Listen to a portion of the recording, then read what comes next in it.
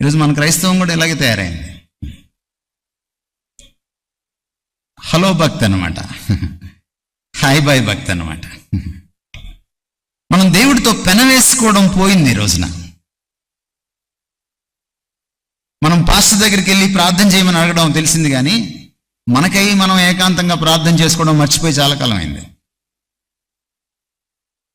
మనం అక్కడిక్కడ యూట్యూబ్లో ఎవరో మాట్లాడితే వినడమే మనకు తెలిసింది, కానీ మనకై మనం కూర్చొని ఆయన వాక్యాన్ని తరచి తరచి చూసి ఆయన్ని తెలుసుకోవడం ఏనాడో మర్చిపోయాం మనం.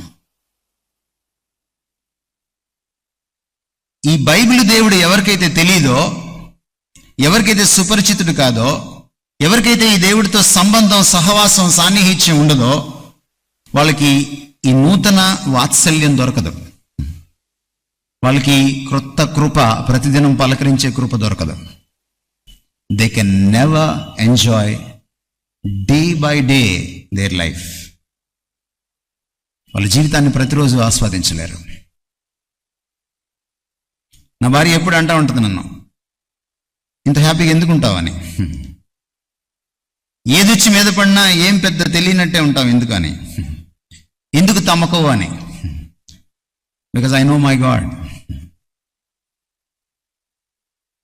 ఇది చాలా చాలా ప్రాముఖ్యమైనటువంటి సత్యం అండి.